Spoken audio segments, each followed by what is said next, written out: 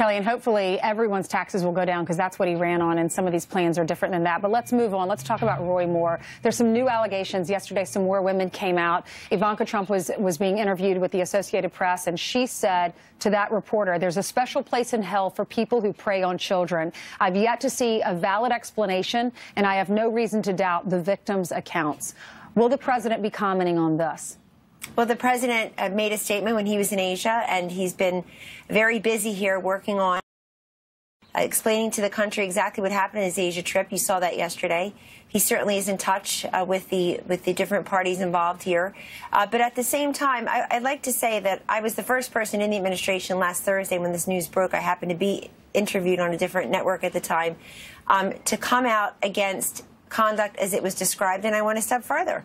I said, because I tried to make this an issue over a year ago on October 9th, 2016, when I talked about maybe when I was younger and prettier, folks on Capitol Hill behaving in such a way that that we should take a look at afresh. I'm so glad the women on the left, particularly on Capitol Hill, are now coming forward and want to have hearings and are swearing under oath and getting people to come forward. That's great. Right. I tried to do it 13 months ago. Nobody wanted to listen to me because of the campaign I was managing. This is an important topic, but in terms of this particular issue and this particular Senate race, I will not get ahead of the president and anything he wishes to add. Well, Kellyanne, we do know that the balance of power in the United States does hang on just a couple of seats there in the Senate. The president apparently talked to Mitch McConnell on the phone. What can you tell us about that conversation? Because it sounds very clear Mitch would like, perhaps, Jeff Sessions to get out of his chair as the Attorney General and go back to his old chair in the U.S. Senate. The President of the United States speaks regularly to the Senate Majority Leader. He speaks regularly to the Speaker of the House, who you'll have on in a few minutes. They talk about a wide range of issues. They've got historic tax cuts in front of them. They're working on deregulation. They want to implement some of what happened in the Asia trip. But regarding Alabama? Well, that certainly has been raised. But again, the president will make a statement when he wants to make a statement, and none of us should get ahead of that. I do find that the mainstream media want to talk about this issue more than almost anything else. And again, then we're not telling Americans what's in the tax plan for them.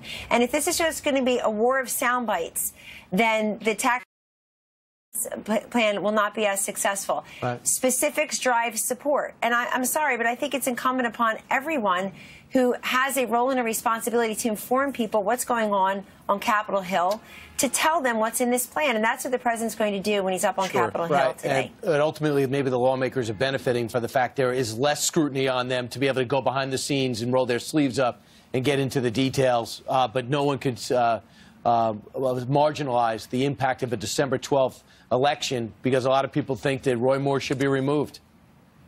Well, and I'll repeat what our White House Director of Legislative Affairs said on a Sunday show. We were on different Sunday shows. Whatever the facts end up being, the premise is, of course, the principle, the incontrovertible principle, is that there's no Senate seat that's worth more than a child. Absolutely. And we all want to put that forward. I have 3 daughters and a son. Frankly, we all are watching this. But again, this president is so focused on the policy and the substance. He got the investments that he discussed, the trade deals he discussed, reciprocal and fair trade with Vietnam. Well, it's important. I mean, it's just up against the break, over somehow, and he's trying very hard to make North Korea everybody's business across the international community. Right, and Kellyanne, we ran his statement in its entirety yesterday, and we thank you very much for joining us live from the North. Thank you. Have a great day. All right, coming up next, Speaker